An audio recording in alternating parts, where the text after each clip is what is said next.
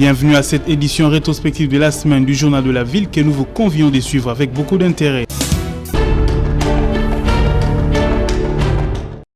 Dans la recherche de l'unité de l'Église de Jésus-Christ, l'archevêque Laurent Katakomwamba, visionnaire de l'Église Mission de la Parole du dernier jour, Moi avec Jésus, MPDJ en sigle, a réuni ce samedi 14 août au siège de l'Église dans la commune de Ngaliema.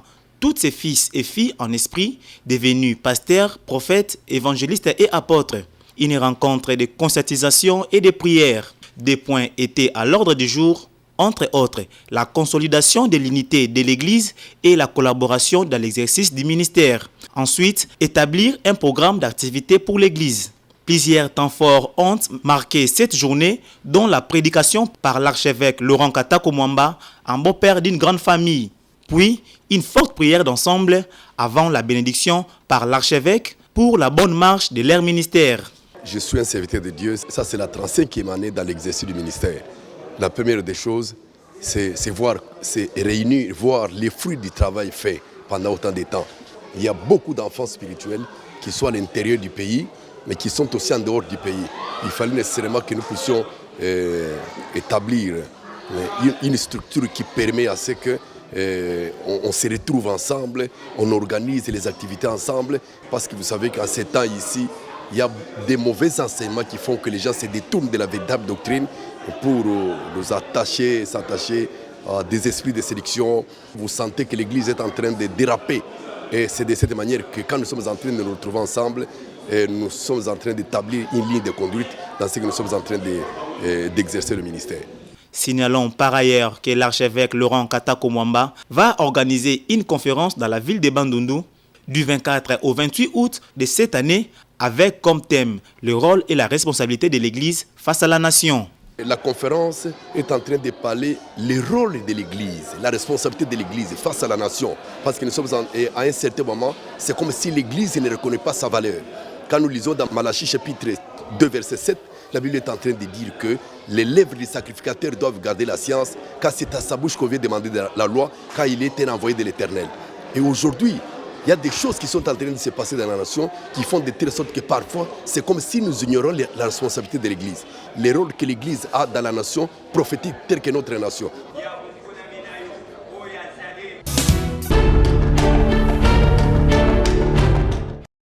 Projet placement des compteurs après paiement chez tous les abonnés de la Société nationale d'électricité SNEL.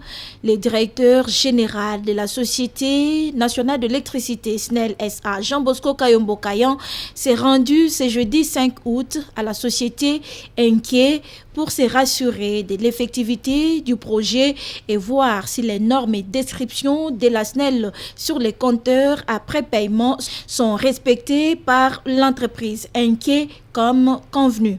Sur place, des explications beaucoup plus détaillées sur le placement de ces compteurs ont été fournies au DG de la SNEL par le représentant de la société inquiet.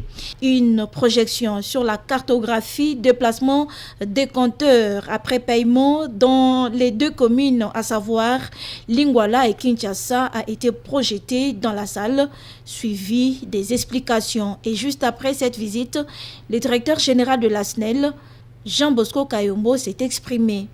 Effectivement, le matériel devrait répondre au standard SNEL parce que nous avions fait un cahier de charges. C'est pour ça que je suis venu avec les équipes de la SNEL pour que nous travaillions en partenariat. Maintenant que le projet va démarrer, il fallait que je me rassure que les normes SNEL, les prescriptions SNEL sont respectées. La loi oblige à la Société nationale d'électricité SNEL de placer des compteurs après paiement chez tous les abonnés et la SNEL n'a qu'à obtempérer, insistent les 2G. La loi demande maintenant que la SNEL puisse placer les compteurs chez tous les abonnés. C'est la loi, donc la SNEL ne peut que s'exécuter. Donc tous ceux qui veulent respecter la loi, ils n'ont qu'à nous accompagner parce que la SNEL est déterminée à placer les compteurs un peu partout. Pour rappel, c'est depuis 2018 que le projet placement des compteurs après paiement a été signé entre la Société nationale d'électricité SNEL et Inquiet, et bientôt tous les abonnés de la SNEL Lingwala et Kinshasa auront chacun un compteur après paiement.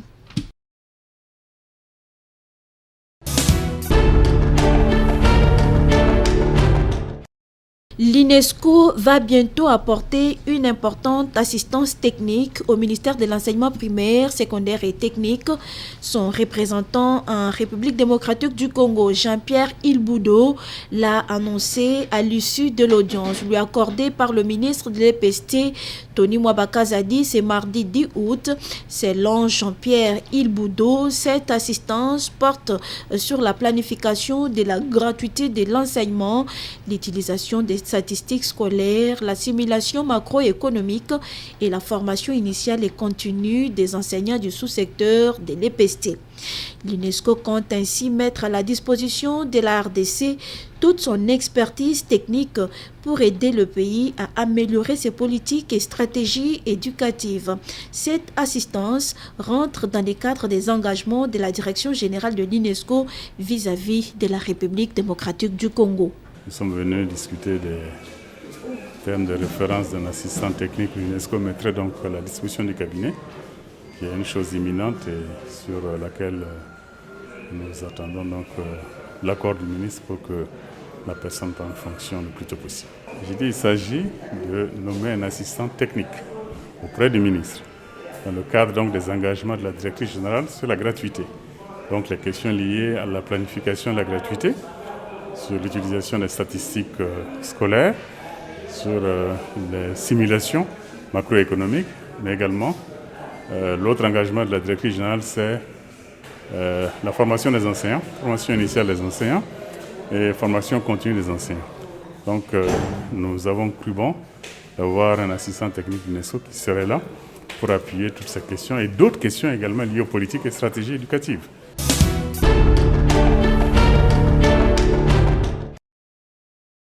La ville de Kinshasa n'est pas gouvernée. Il y a une absence totale de l'autorité de l'État, s'indigne les députés nationaux élus de Kinshasa au cours d'une réunion d'échange sur les défis auxquels est confrontée la capitale de la République démocratique du Congo, organisée ce mercredi 11 août. L'insalubrité, les embouteillages, les constructions anarchiques, l'insécurité, tels sont les problèmes qui rongent aujourd'hui la ville de Kinshasa, une situation qui pousse les caucus des députés élus de Kinshasa d'étonner et pointer du doigt aux autorités compétentes tout en exigeant des sanctions. Que dans une ville comme la nôtre, de l'aéroport, dès qu'on descend à l'aéroport de Njili jusqu'au centre-ville, qu'on soit là en train de constater des immondices le long des avenues. Tous les caniveaux de la ville de Kinshasa sont bouchés. Vous imaginez des conséquences. Il y a des immondices partout. Il y a des marchés pirates partout. Au bas mot, la ville de Kinshasa n'est pas gouvernée.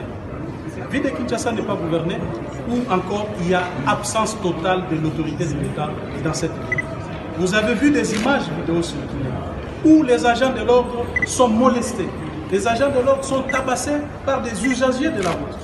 Donc il y a un policier qui est là, un agent de l'ordre, qui régule la circulation routière, mais un usager de la route porte sa main sur cet agent de l'ordre.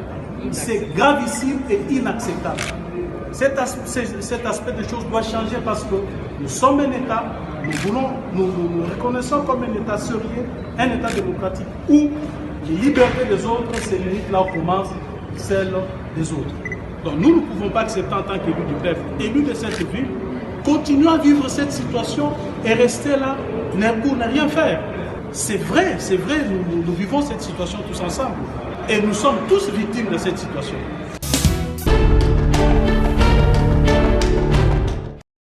Pourquoi tant de constructions anarchiques dans la ville-province de Kinshasa? Est-ce que le nombre de mois des garanties locatives sont-ils respectés comme arrêtés par le gouverneur de la ville? Telles sont les questions posées au ministre provincial de l'urbanisme et habitat, Nelly Tsatsa Dutumba, au cours d'une interview nous accordée ce jeudi 12 août. Oui, je gère aussi le secteur habitat, c'est vrai. Le problème des baux à loyer, c'est vraiment un problème sérieux. C'est vraiment un casse-tête. Parce que le gouverneur en son temps avait signé l'arrêté. D'abord pour la garantie locative qui doit se limiter à 3 mois.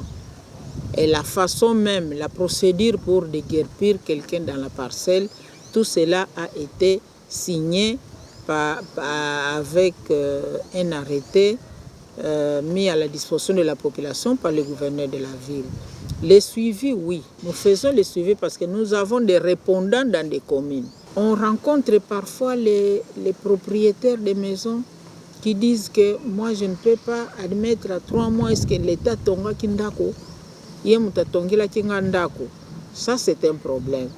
Nous avons ces soucis majeurs d'en débattre pour que tout propriétaire, tout bailleur puisse respecter vraiment l'arrêté qui a signé et l'ordre qui a été donné par son Excellence, Monsieur le gouverneur de la ville de Kinshasa. Réagissant aux propos du caucus des députés nationaux sur les constructions anarchiques à Kinshasa, Madame la ministre de l'Urbanisme et Habitat, les députés nationaux élus de la ville de Kinshasa. Alors, s'ils remarquent ce genre de construction, où il y a des anomalies à travers la ville de Kinshasa, ils représentent les mêmes électeurs que nous. Moi, au départ, je suis député provincial depuis de longues années. Je suis là, mais est-ce que les députés nationaux nous approchent même, nous les députés provinciaux, pour faire table rase afin de balayer beaucoup de soucis qui nous embêtent à travers la ville? Non. Parler à la télévision, c'est bien bon. Mais passez maintenant à la concrétisation de ce que vous êtes en train de... Quelles sont vos propositions? Qu'est-ce que vous avez déjà prévu pour qu'on n'en arrive pas? S'adressant aux Quinoises et Quinois, construisez vos maisons, occupez vos parcelles dans des normes urbanistiques.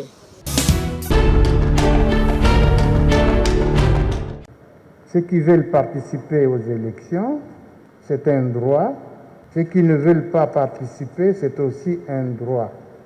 Je voudrais vous rappeler qu'à une certaine époque, l'IDPS avait refusé, le pouvoir en place avait organisé les élections. Mais l'IDPS n'avait pas participé. Ils l'ont fait 2 fois.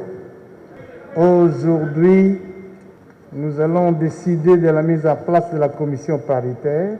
Tous les dossiers que nous avons reçus, nous allons les verser à la commission. La commission va statuer sur ces dossiers et la commission rapportera les conclusions de cette délibération à la plénière.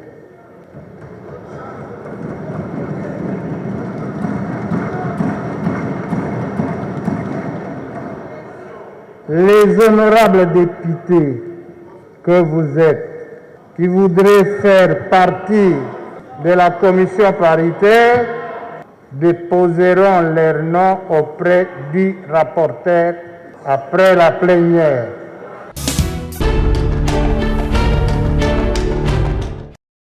Troisième vague de la Covid-19 en République démocratique du Congo. Bien que le nombre de cas est en baisse à Kinshasa, en province, la situation reste préoccupante, a dit le coordonnateur du secrétariat technique de la riposte contre la Covid-19, le professeur Jean-Jacques Mouyembe, au cours de son point de presse organisé chaque mercredi à Kinshasa en collaboration avec la Commission communication des risques et engagement communautaire CREC. Le nombre de cas est en baisse, mais nous devons être vigilants. Nous ne pouvons pas dire maintenant que l'épidémie est terminée à Kinshasa. Non, puisque nous n'avons pas atteint le niveau 0. Dans nos courbes, là, vous avez vu, on n'arrive pas au niveau 0. C'est-à-dire qu'il y a toujours la circulation du virus. Et ça peut rebondir. Et pour stopper cette pandémie du coronavirus, il faut une forte sensibilisation et la population doit se faire vacciner, insiste le virologue Mouyembe qui annonce également l'arrivée imminente du premier lot de vaccins AstraZeneca au pays. C'est un vaccin inoffensif, c'est un vaccin qui est efficace et nous pouvons donc utiliser. C'est le vaccin qui est fabriqué à l'étranger. Il faut toutes les démarches administratives et commerciales pour faire venir ce vaccin ici. Et le PEV, le programme élargi de vaccination, dit que le premier lot qui va venir en urgence, c'est AstraZeneca pour compléter la première dose que les gens avaient reçue. C'est ça qui va venir. Et les autres vont venir après.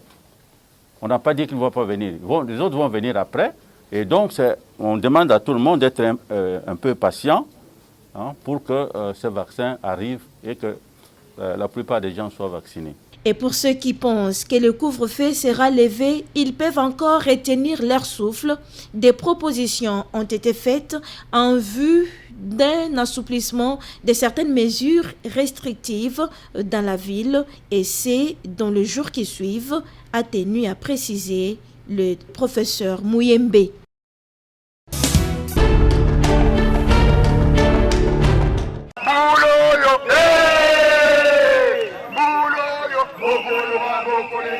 C'est un ras-le-bol des enseignants congolais regroupés au sein de la synergie des syndicats des enseignants de la RDC.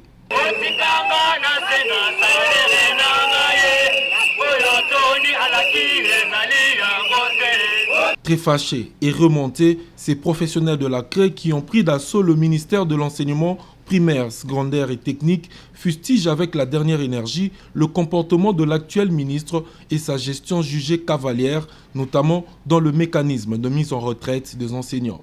On ne peut pas comprendre un enseignant qui a travaillé pendant longtemps, à la fin de sa carrière, qu'on puisse lui donner 2000 $. C'est vraiment une insulte contre l'enseignant qui a servi la nation. Voilà pourquoi nous disons au ministre et à tous ses collaborateurs de renégocier cette mesure pour permettre au gouvernement d'abord de définir une politique salariale. Parce qu'on ne peut pas envoyer les gens à la retraite s'il n'y a pas une politique salariale. Il faut d'abord un salaire et après on va devoir calculer la retraite. Et puis la retraite ne peut pas être prise par un ministre sectoriel. La retraite c'est l'affaire du gouvernement. Le gouvernement va chercher de l'argent avec les partenaires bilatéraux. Ce sont ces partenaires qui vont devoir accompagner les efforts du gouvernement en matière de retraite. La retraite qu'on veut nous imposer là, aucun enseignant censé ne peut l'accepter. Camarade A! Camarade A! Par ailleurs, le membre de la synergie des syndicats des enseignants qui viennent de donner un moratoire d'1 année au ministre de tutelle exige la renégociation de cette décision ainsi que la redéfinition de la politique salariale, laquelle sera faite par une commission paritaire interministérielle. Partis du ministère de l'EPST, les manifestants ont chuté et clôturé le sit-in devant le bâtiment du secrétariat général en passant par la présidence de la République et la primature.